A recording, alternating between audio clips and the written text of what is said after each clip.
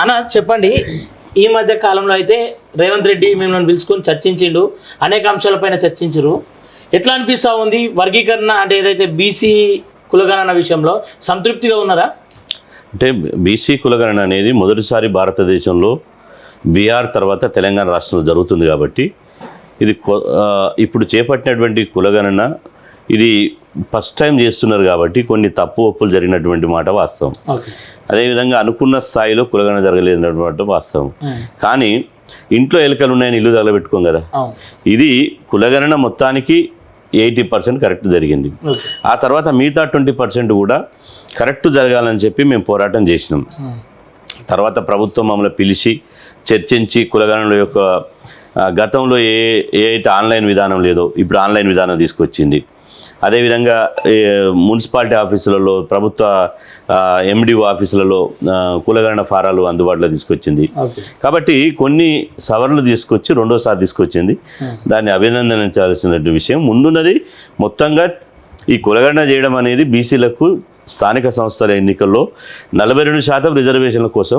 కాబట్టి 42% రిజర్వేషన్ సాధించుకోవడం కోసం అసెంబ్లీలో చట్టం చేయాలి. ఈ చట్టాన్ని పార్లమెంటులో ఆమోదింపజేయాలి. అప్పుడు దీనికి కులగణనకు సార్థకత ఉంటుంది. దాని మీదనే మా ప్రధాన దృష్టి ఈ చట్టం చేయడం. ఎందుకంటే ప్రభుత్వం మా ప్రధాన డిమాండ్ అయినటువంటి అసెంబ్లీలో చట్టం చేయాలి. ఆ చట్టం చేసి కేంద్రానికి పంపించాలి. కేంద్రాన్ని పంపించడంతో పాటు స్వయంగా ముఖ్యమంత్రి రేవంత్ రెడ్డి గారిని నాయకత్వంలో అఖిలపక్షాన్ని తీసుకుని ఢిల్లీకి పోయి ప్రధానమంత్రి నరేంద్ర మోదీ గారితో ఒప్పించి మెప్పించి పార్లమెంట్లో చట్టం చేయాలనేటువంటి మా డిమాండు. ఇలా మార్చి మొదటి వారంలో ఈ చట్టం చేస్తామని చెప్పి హామీ ఇవ్వడం జరిగింది. కాబట్టి దాని మీదనే మేము ప్రధానంగా దృష్టి సారించాం. ఓకేనా, టూరిజం ప్లాజాలో ఒక మీటింగ్ అరేంజ్ చేసి మేధావులందరితో ఆ రోజు మీరు ఆ కులగణన సర్వే ఏదైతుందో దాన్ని చింపేసిన తర్వాత చర్చ నడిచింది. స్వయంగా రేవంత్ రెడ్డి మిమ్మల్ని పిలిచిండు. అంటే ఇది ఎక్స్పెక్ట్ చేసినా మనం అంతా ఫైర్ అయిన తర్వాత మళ్ళీ మనల్ని ప్రభుత్వం పిలుస్తుందని చెప్పేసి. అంటే ఇప్పుడు బీసీలకు అన్యాయం జరిగినప్పుడు మేము ఖచ్చితంగా గర్జిస్తాం. అన్యాయం జరిగినప్పుడు నిలదీస్తాం. ఎవరైతే అన్యాయం చేసిరో ఏ విధంగా అన్యాయం చేశారు, అది ఇంటెన్షనల్గా చేశారా లేకపోతే ప్రాసెస్లో తప్పు జరిగిందా అనే దాని మీద మేము లోతుగా చర్చించినాం. ఈ కులగణన అనేది తప్పుల తడక. దీంతో ఈ లెక్కలకు కులగణన లెక్కలు తీసుకున్నా సరిపోవడం లేదు. కాబట్టి ఇది తప్పుల తడక అని చెప్పి ఆ రోజు చించి చెత్తబుట్టలు వేసేసినాం. ఆ తర్వాత ముఖ్యమంత్రి గారు, బీసీ మంత్రి పొన్నం ప్రభాకర్ గారు, పిసిసి అధ్యక్షుడు మహేష్ కుమార్ గౌడ్ గారు 2 సార్లు పిలిచి చర్చలు జరిగి మాతో పాటు మేధావులను కూడా పిలిచి ఈ కులగణన మీద దాదాపు 4 గంటల సేపు చర్చించడం జరిగింది.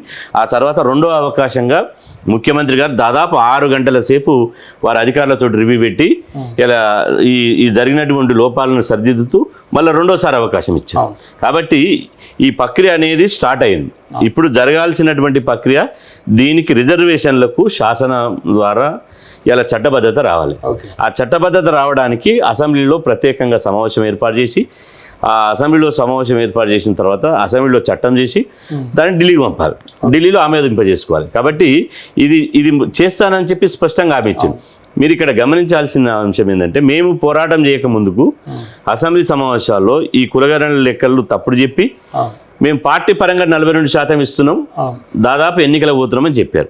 దాదాపు మీడియాలో కూడా ఎన్నికల షెడ్యూల్ వచ్చింది. పొంగులేటి శ్రీనివాస్ రెడ్డి క్యాబినెట్ మంత్రి కూడా ఖమ్మంలో 15వ తారీఖు నాడు నోటిఫికేషన్ రాబోతుంది, స్థానిక సంస్థలకు ఎన్నికలు సిద్ధంగా ఉండండి అని అన్నాడు.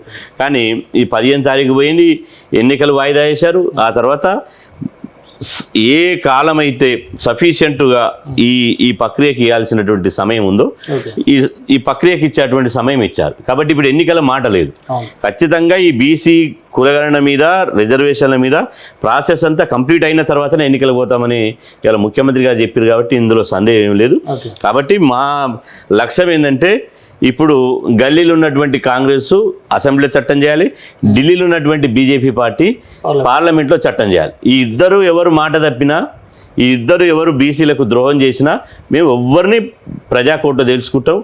ఈ బీసీల పట్ల చిత్తశుద్ధి ఎవరికి ఉంది, బీసీల పట్ల ఎవరికి చిత్తశుద్ధి లేదు, ఓట్ల మీద ఉన్నటువంటి ప్రేమ బీసీల పట్ల ఉన్నదా లేదా అనే అంశాన్ని రేపు కాలంలో మేము తేల్చుకోబోతున్నాం. ఓకేనా, ఏదైతే రెండో విడతలో బీసీ కులగణన చేయబోతా ఉన్నారు, బీసీలకు ఈసారైనా న్యాయం జరుగుతుందని చెప్పేసి అనుకుంటున్నారా? ఒకవేళ ఈ లెక్కల్లో ఏదైనా తప్పిదాలు ఉంటే రేవంత్ రెడ్డి పిలిచిండు కదా అని చెప్పేసి సైలెంట్గా కూర్చుంటాడో జాజుల శ్రీనివాస్, లేదంటే మళ్ళీ ఫైర్ అవుతాడా? ఇప్పుడు మొదటిసారి చేసినప్పుడు తెలియక చేసారు, మేము సూచించినటువంటి ఆప్షన్లు వాళ్ళు పాటించలేదు. ఓకే. రెండోసారి చేసినప్పుడు మేము ఏదైతే సూచించామో అది ఫాలో అవుతున్నారు. కాకపోతే ఇంకా ఇంటింటికి తిరిగి సర్వే చేస్తే బాగుండేటువంటి అవకాశం ఉంటుంది. కాబట్టి ఏదేమైనప్పటికీ బీసీలు ఇలా 56% ఉందని తేలింది. దాంట్లో పెద్ద 42% చట్టానికి సంబంధించినటువంటి లెక్కలు మాత్రం సరితూగుతున్నాయి. కాబట్టి దీని మీద ఇంకేం రేవంత్ రెడ్డి గారిని కలిసిందనో లేకపోతే రేవంత్ రెడ్డి గారి మెప్పు కోసమో ఇలా పనిచేసేటువంటి వాడు కాదు జాజుల శ్రీనివాస్ గౌడ్ అనేటోడు. ఎక్కడ కూడా ప్రలోభాలకు లొంగకుండా, ఏ ప్రభుత్వానికి లొంగకుండా, 2.5 దశాబ్దాలుగా ఎత్తిన జెండా దించకుండా ఇక బీసీల తరఫున గట్టిగా పోరాటం చేసినటువంటి అంశం మనకు ఉన్నది. కాబట్టి ఖచ్చితంగా ఎవరి మెప్పు కోసం, ఎవరి మేలు కోసం, ఎవరి మేలుమాను కోసం లొంగేటువంటి ప్రసక్తి లేదు. బీసీలకు అన్యాయం జరిగినా, ఫస్ట్ సారి జరిగినా, 2 సార్లు జరిగినా ఆ అన్యాయాన్ని సరిదిద్దాలని పోరాటం చేస్తాం. కానీ సైమల్టేనియస్గా దీన్ని చట్ట రూపంలో రావడానికి, ఎందుకంటే ఇప్పటికే ఎన్నికలు అయిపోయి సర్పంచ్ ఎన్నికలు అయిపోయి సంవత్సరం కాలం దాటింది. కానీ ఇంకా ఎక్కువ ప్రాసెస్, దాన్ని ఇంకా లాంగ్ టైం తీసుకపోతే ఇంకా ఇబ్బంది జరిగేటువంటి అవకాశం ఉంటుంది. కాబట్టి ఖచ్చితంగా ఈ ప్రాసెస్ అంతా చట్టపరంగా, శాసనపరంగా, ప్రభుత్వ పరంగా జరుగుతుంది. కాబట్టి మాకు నమ్మకం ఉంది. ఈ బీజేపీ ఇప్పుడు ముందున్నది బీజేపీ పార్టీ సహకరిస్తే తప్ప ఇది చట్ట రూపంలో రాదు. కానీ ఇక్కడ తిరకాసు పెడుతున్నారు మన బీజేపీ నాయకులైనటువంటి బండి సంజయ్ గారు, అదేవిధంగా కిషన్ రెడ్డి గారు. ముస్లిం రిజర్వేషన్లు ఉంటే మేము చట్టం చేయం అని చెప్పి అంటున్నారు. ఇది ముస్లిం రిజర్వేషన్ అనేది డొంక తిరుగుడు మాటలు. ఇలా ముస్లిం రిజర్వేషన్ నేను అంటున్న బీజేపీ పాలిత రాష్ట్రాలు అవుతున్నాయో అక్కడ బీసీ జాబితా కొన్ని ఉన్నాయి, అక్కడ ముస్లిం రిజర్వేషన్ లేవా? అదేవిధంగా కేంద్ర ప్రభుత్వం ఉంది, ఇలా బీజేపీ ప్రభుత్వమే కేంద్ర ప్రభుత్వం ఉంది. ఓబీసీ జాబితాలో 2367 కులాలు ఉంటే ఓబీసీ జాబితాలో ముస్లిం కులాలు ఉన్నాయి. మరి కేంద్ర ప్రభుత్వం 27% రిజర్వేషన్ కల్పించడం లేదా? మీరు ఈడబ్ల్యూఎస్ రిజర్వేషన్ల మీద బెంజి కార్లు తిరగటానికి, ఆడి కార్లు తిరగటానికి, ఫామ్ హౌజులు ఉండడానికి, పాలి హౌజులు ఉండడానికి, బంజారాయిల్స్ ఉండడానికి, 100,000 కోట్లు ఉండడానికి ఏమో అగ్రకులాల పేరు, అగ్రవర్ణ రిజర్వేషన్ల పేరుతోటి మీరు ఈడబ్ల్యూఎస్ రిజర్వేషన్లు ఇస్తారు. కానీ ఛాయ్ బండోనికి, అరటిపండ్ల బండోనికి, పంచర్ దుకాణంకి, లేకపోతే పేదోనికి రిజర్వేషన్ ఇవ్వాలంటే ఎందుకంత కడుపుమంట? కాబట్టి ఈ డొంక తిరుగుడు మాటలు బంద్ చేయరు. వెనకడ లెక్క బీసీలు ఏదో తెలిసి తెలియనట్టున్నారు, లేకపోతే మేము మతం పేరు మీద నడుస్తుంటే కుదరదు. మత ప్రాతిపదికంగా రిజర్వేషన్లు పెట్టడాన్ని మేము వ్యతిరేకిస్తున్నాం. మత ప్రాతిపదికంగా కాదు ఇక్కడ ఉన్నది, సామాజిక వెనుకబాటు ఆధారంగా రిజర్వేషన్లు పెట్టారు. హిందూ మతంలో వెనుకబడినటువంటి కులాలకు రిజర్వేషన్లు పెట్టారు, ముస్లిం మతంలో వెనుకబడినటువంటి కులాలకు రిజర్వేషన్లు పెట్టారు, క్రిస్టియన్ మతంలో వెనుకబడిన కులాలకు రిజర్వేషన్లు పెట్టారు. బాబాసాహెబ్ అంబేద్కర్ గారు రాజ్యాంగం రాసినప్పుడే సామాజిక వివక్షతకు గురైనటువంటి వాళ్లకు, వృత్తి కులాలకు రిజర్వేషన్లు పెట్టిపోయాడు. కాబట్టి ఇలా ముస్లింలు, హిందువులో ఉన్నటువంటి వాళ్ళకి రిజర్వేషన్లు పెట్టాలి, హిందువులు లేనటువంటి వాళ్ళకి రిజర్వేషన్లు పెట్టొద్దని ఎక్కడ లేదు. అది హైకోర్టు చెప్పింది, సుప్రీంకోర్టు కూడా చెప్పింది. కాబట్టి డొంక తిరుగుడు మాటలు బంద్ చేయరి. దయచేసి సంజయ్ అన్నకు నేను విజ్ఞప్తి చేస్తున్నా, రేపు బీసీ వాదం పెరిగితే కిషన్ రెడ్డి ముఖ్యమంత్రి కావాల్సిన వాడు రేపు బండి సంజయ్, ఈటల రాజేందర్ గారు ముఖ్యమంత్రి అవుతారు, డాక్టర్ లక్ష్మణ్ గారు ముఖ్యమంత్రి అవుతారు. మేము పోరాటం చేస్తే బీసీ వాదం పెరిగితే మీకే మంచిది. బీసీలకు రిజర్వేషన్లు పెరిగితే, బీసీలకు ప్రాతినిధ్యం పెరిగితే రేపు మీరు ముఖ్యమంత్రి అవుతారు. మేము ముఖ్యమంత్రి కావాలని మేము కోరుకోవడం లేదు, మా స్వార్థం కోసం పనిచేయడం లేదు, మాకు పార్టీ లేదు, మాకు గుర్తు లేదు, మాకు జెండా లేదు, మా ఎజెండా బీసీ ఎజెండా. కాబట్టి దయచేసి ఈ తిరకాసు మాటలు బంద్ చేసుకుని మార్చి మొదటి వారంలో రాష్ట్ర ప్రభుత్వం అసెంబ్లీలో చట్టం చేస్తుంది. ఆ చట్టం పార్లమెంట్లో ఆమోదించే బాధ్యత మీరు తీసుకోవాలని చెప్పి మేము డిమాండ్ చేస్తున్నాం. ఓకేనా? అది ఏదైతే క్లాస్ 4 ద్వారా తప్ప రాష్ట్ర ప్రభుత్వం చేసినప్పటికి కూడా ఇది పూర్తి స్థాయిలో రాజ్యాంగ విరుద్ధం అవుతుందని చెప్పేసి ఒక మాట మాట్లాడుతూ ఉన్నారు. దీనిపైన అంటే కిషన్ రెడ్డి కావచ్చు, వీళ్ళకి అర్జీ పెట్టే ప్రయత్నం ఏమైనా చేసినా కలిసినా? ఇప్పుడు బీజేపీలో ఎట్లుందంటే అమ్మ పెట్టదు, అడుక్కోనియదు. మీరు కులగణన చేయరు, చేసినోడిని ఆమోదించరు. అంటే ఏంది? ఏం తమాషనా? అంటే బీజేపీ ఏమన్నా ఊడిపడ్డదా ఆకాశానికి వెళ్ళి? అంటే మేము హిందువులం కాదా? హిందూ మతాన్ని మోసేదే బీసీలు. నేను ఓపెన్ ఛాలెంజ్ చేస్తున్నా, హిందూ సాంప్రదాయాలను పాటించేదే బీసీలు. మా భుజాల మీద ఎత్తుకొని మేము హిందూ మతాన్ని మోస్తున్నాం. మరి హిందువులలో అగ్రకుల హిందువులకే అన్ని వాట దక్కాలి, బీసీ హిందువులకి ఏ వాట దక్కుదా? బీసీలు హిందువులు గారా? అంటే ఒక అగ్రవర్ణాలకు సంబంధించిన మార్వాడీలు, పటేళ్ళు, అదేవిధంగా రెడ్లు, కమ్మలు, వెలమలే హిందువులా? మేం కాదా? వాళ్ళు ఎక్కడ ఉంటే అవకాశవాదులు అక్కడ తిరుగుతారు. మేము హిందువు అంటే హిందువే అంటాం, బంధువు అంటే బంధువే అంటాం. మేము నమ్మితే ప్రాణం ఇచ్చేసాం. ఇలా అట్లాంటి బీసీలను మీరు దూరం చేసుకుంటే మీరే నష్టపోతారు. కాబట్టి ఇక్కడ ఆలోచించవలసిన అవసరం ఉంది. రాష్ట్రంలో రాజకీయ పార్టీలు ఎట్లా తయారైనాయి అంటే, ఏ పార్టీ అయినా కావచ్చు, అది కాంగ్రెసా, బీజేపీ, బీఆర్ఎస్ అది కాదు, బీసీలను బలిపీఠం ఎక్కిస్తారు. బీసీలను బలిపీఠం ఎక్కిస్తారు. మీరు బీసీలను అడ్డం పెట్టుకుని ఇలా శవాల మీద పేలాలు ఏరుకునే చందంగా చూస్తున్నారు. మీకు బీసీల ఓట్లు కావాలి, బీసీ మీరు గెలవడానికి అసెంబ్లీలో పార్లమెంట్కి పోవడానికి మేము జెండా మోయాలి, జిందాబాద్ కొట్టాలి, మీరు అసెంబ్లీకి పోవాలి.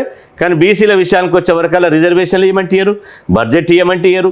కనీసం మీరేమో ముఖ్యమంత్రులు కావాలి, మీరు ప్రధానమంత్రులు కావాలి, రాష్ట్ర మంత్రులు కావాలి, కేంద్ర మంత్రులు కావాలి, మేము సర్పంచ్ కూడా కావద్దా, వార్డు మెంబర్ కూడా కావద్దా, మున్సిపల్ కార్పొరేషన్ కౌన్సిలర్ కూడా కావద్దా? ఇది ఎక్కడైనా పదవులన్నీ మీ తాత జాగిరా అంటే పదవులన్నీ ఒకే వర్గానికి ఎట్లా పంచుకుంటారు? ఇది ప్రజాస్వామ్యమేనా? ఈ అన్ని నడవయి ఈ కాకమ్మ కథలు, పిట్ట కథలు, కట్టు కథలు వినడానికి బీసీలు సిద్ధంగా లేదు. తేడా వస్తే ఏ పార్టీనైనా రాజకీయంగా బొందబెట్టడానికి బీసీలు చైతన్యమయ్యారు. ఒక్కొక్కరు తెలంగాణలో యువకులంతా అగ్గై మండుతున్నారు. అన్న ఈ పార్టీలన్నీ మనల్ని జెండాలు మోయించుకొని రాజకీయంగా వాడుకోవాలని చూస్తున్నారు. ఎవ్వడు బీసీలను మోసం చేయాలని చూస్తే, ఎవడు బీసీలను దగా చేయాలని చూస్తే ఈసారి తొక్కి నారాదిద్దామని అంటున్నారు. ఎట్టి పరిస్థితిలో ఈ పార్టీలను ఈసారి క్షమించే ప్రసక్తి లేదు. ఉమ్మడి ఆంధ్రప్రదేశ్లో ఉన్నప్పుడు కమ్మలు పోతే రెడ్డు, రెడ్డు పోతే కమ్మలు. తెలంగాణ వచ్చిన తర్వాత వెలుమలు పోతే రెడ్డు, రెడ్డు పోతే వెలుమలు. గుడి చైర్మన్ వాడే, బడి చైర్మన్ వాడే, వార్డు మెంబర్ వాడే, కౌన్సిలర్ వాడే, పంచాయతీ నుంచి పార్లమెంటు వరకు, వార్డు మెంబర్ నుంచి ముఖ్యమంత్రి వరకు మీ వాళ్ళే ఉంటారా? మొత్తం రెడ్డి సామాజిక వర్గం ఉంటారా? బీసీలు ఉండరా? కాబట్టి ఇవన్నీ బంద్ చేసుకోవాలి. బీసీలలో చైతన్యం పెరిగింది. ఇలా బీఆర్ఎస్ పార్టీలో ఉంటారు, బీఆర్ఎస్ పార్టీ అధ్యక్షుడు అగ్రకులానికి సంబంధించిన ఆయన ఉంటాడు, ఆ ముఖ్యమంత్రి ఆయనే ఉంటాడు, వర్కింగ్ ప్రెసిడెంట్ వాళ్ళే ఉంటారు, వాళ్ళ పోతే బిడ్డ కొడుకు ఉంటారు. మళ్ళీ పేరుకు మాత్రం బీసీలలో వస్తున్న చైతన్యాన్ని పక్కదారి పట్టించడానికి బీసీ సంఘాల సమావేశం, బీఆర్ఎస్ పార్టీ కార్యకర్తలను పెట్టుకోవడం, బీసీ సంఘాల సమావేశం అనడం, బీసీలను మభ్యపెట్టాలని చూస్తారు. నేను అంటున్నా, గొర్రెల మందకు తోడేళ్ళు కాపలు ఉంటాయా? అవకాశం వచ్చినప్పుడు మింగాలని చూస్తాయి. ఇలా మా బీసీలను అగ్రవర్ణాలు, అగ్రకులాలు మేము బీసీల గురించి మాట్లాడతామంటే వాడు నమ్ముతాడా? అవకాశం వచ్చినప్పుడు మమ్మల్ని మింగేయడానికి